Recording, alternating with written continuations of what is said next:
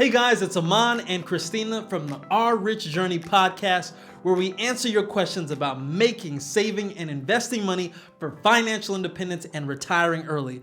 Today, we are answering a caller's question about how to invest for retirement and also take care of an aging parent. Yes. This is an issue that I think a lot of us are going to be faced with. Right. We've actually gotten this question a couple of times from people that are watching our videos or from regular emails. And now that we started this podcast, I think it's a great opportunity to address this because a lot of people are in this situation where their goal is to retire early, but they're in, what do we call this? Like a sandwich generation. The sandwich generation. They have kids that they're taking care of that will potentially go on to college. And at the same time, they're trying to think of how they're going to care for their parents as well. So I think this is a great question that applies to a lot of people. So let's listen to the question and then we'll go over our answer.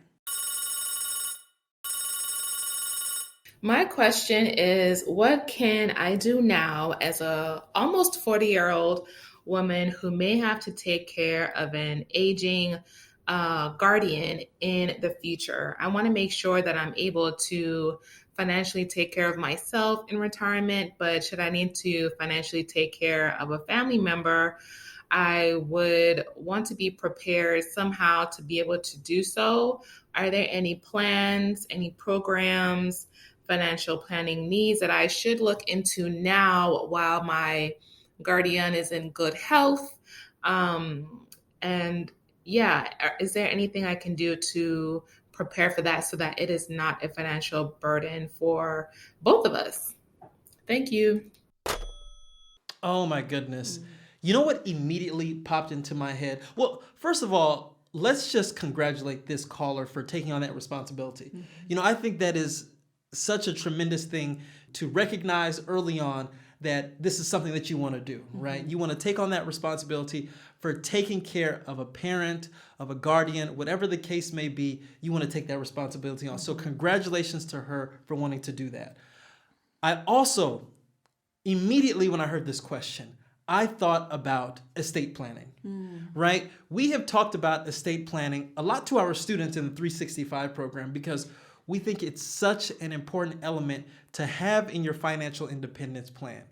And when she talked about what can she do now while this guardian is healthy, immediately I thought you need to sit down and start talking about estate planning with this guardian. Yes, I agree. And the thing that stood out to me with this question also was that this family member she mentioned is in good health now. I love that she's thinking about that now because so many times people get wrapped up in everyday life and things just happen where suddenly they're in a situation where their loved one is not capable of caring for themselves. And so they're trying to really scramble and figure out what are our options. So I love that this person is thinking about this now. If you can think about it sooner rather than later, I think that's great. I think that estate planning is so important. I think it's so important for yourself, but also for your loved ones, people that you may potentially be caring for that are elderly, because an estate plan is so much more than just having a will. I think a lot of people think, okay, I have a will, I'm covered, I'm good to go. But there's so many more elements to a estate plan. Of course, you can have a will in there, you can have a trust in there, but you're also talking about medical care. Who is going to make medical decisions for you should you become incapacitated? Who's going to make financial decisions for you should you become incapacitated? The estate plan has to be developed when that person still has the capacity to make those decisions. So the first thing that I would suggest is helping your loved ones make an estate plan and making sure that you have everything encompassed in an estate plan that's necessary for when this person becomes older and they're no longer capable of making decisions. Well, you know, this is so interesting to me because this caller is taking on a lot of this burden themselves. It sounds like this is something that they are thinking about, but it should really be something that the guardian should be thinking about. This person needs to start to have the conversation with this other person and start to really be realistic, right? I mean, no one likes to talk about death, and no one likes to talk about if I end up like this, what you should do with my medical situation. But if this person doesn't want to be a burden on you, they need to be an active participant in their estate plan. It's not the beneficiary's responsibility to create the estate plan. It's the person that is going to be leaving those benefits to that person, or the person that's going to be needed to be taken care of. So if this guardian is in good health right now, I think that this caller should be sitting down with them and having this conversation about all of these things, about what can we do now? What can we put in place right now to make sure that you're not a burden on your loved ones? And I don't want to say that you're not a burden on me, but maybe you have to say that, right? You need to start to broach that conversation. Or you don't even necessarily have to say, so you're not a burden on me. But part of having an estate plan is so that your wishes can be fulfilled in the event that you're incapacitated or that you pass away. You don't want people fighting over your assets after you're gone. You don't want people trying to make decisions on, well, she can't make these decisions about her medical care. How would she have wanted it? Because we've never had that conversation. There are so many things that can be addressed now that don't necessarily have to deal with being a burden, but just making sure that someone's wishes are fulfilled in the way that they can address now. I think that's really important. And another thing is, if this elderly family member is in good health, this could also be an opportunity to start looking at different options. What is your plan with this person? Is this person going to be living with you? Does this person want to live with you? Does this person want to remain in their home and potentially, as they get older, maybe have some sort of assistance at their home, like a nurse come in or a caregiver come into their home?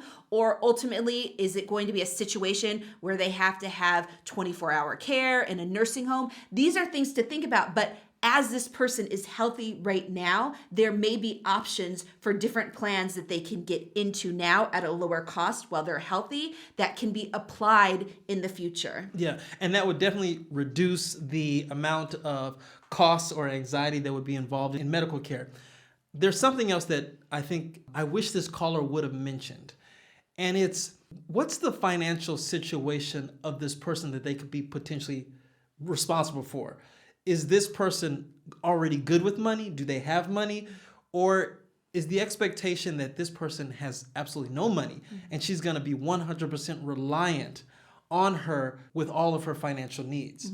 And this may be an opportunity to start to have that conversation with this person that you're going to be responsible for about what they can start to do now to start to save money, invest money, to kind of help offset some of the expenses that they're going to have when they're much older. I mean, we talk to people all the time about is it too late to start investing? And we always say, no, it's never too late to start investing because life is very long, right? And the investments that you make today, those investments are going to be able to support you at some time in the future. So if she hasn't had the conversation with this person about, are you setting money aside now in a savings account, in an investment account to also help support you in your old age? Because, there are a lot of people, a lot of elderly people that have gotten to a point where they don't have enough money in retirement to support themselves. And so those people are relying on their children 100% for support, or they're relying on Social Security 100%. And it's a shame that so many people are in that situation. But you know what's happening right now with our generation and with generations below us is they're becoming financially savvy, right? And they are at a point where they can also teach their parents about investing, about money, about all of these different tools that they can use in order to maybe get back on track when it comes to saving for retirement. And I also think, it's about educating these people that you may potentially be responsible for, but it's also having the foresight that maybe I also need to be putting some more money aside. It's almost like, as you acknowledge, if you have a child, for example, that you anticipate having to pay college expenses for, and a parent will start up a 529 or a custodial account or a teen investment account for that child so that by the time they get to college, that parent will have saved and invested enough money to support that college fund. Now, with a parent or elderly family member or someone that you're going to be responsible for, it can be the same thing. It can be, okay, these are my expenses. These are my children's expenses that I'm going to be covering. These are my other family members that I'm going to be covering. And that all gets worked into the different investments that you're going to be making that in the future will be able to pay for all of those expenses that you have. Exactly. We talk a lot about the importance of putting together an investment plan. And I think this is a part of that plan, right? Whenever you put together an investment plan, every investment that you make, it is tied to expenses that you want those investments to pay for at some point in the future, right? So if you are anticipating higher expenses because you're going to be taking care of a loved one, then maybe you also have to be more aggressive with your investments. Or, you have to try to figure out how to arrange your assets in order to make that support. Right. So this is such a good question, but I think it all goes back to proper estate planning. Mm-hmm. And it sounds like they are in a perfect position to begin having that conversation with that person and put together an estate plan that would just be beneficial for everyone. Yes. So definitely the estate planning, having that conversation with that person. And again, remembering, like Aman said, the estate plan is for that person. It's not your estate plan. It's that person that has to develop that estate plan, but you can have those conversations to get that started with that person. It's also about potentially financial literacy. If this person is in a situation where they haven't saved or they haven't invested, you may be in a position where you can help that person develop a plan so that by the time they get older, they have those resources and funds available to them because of what they're starting today. And then the other step is on your part. If you anticipate that you're going to be needing funds for this family member, setting aside money and investing money so that you will have those funds in the future to support that family member or elderly person that you're going to be responsible for. So thank you so much for that question. I love that question. Like we said, we think a lot of people have that question. They've been coming to us with that question. So I'm glad we were able to answer it in this podcast. If you guys have questions in the future that you want answered, please call and leave a message for us. We love listening to these.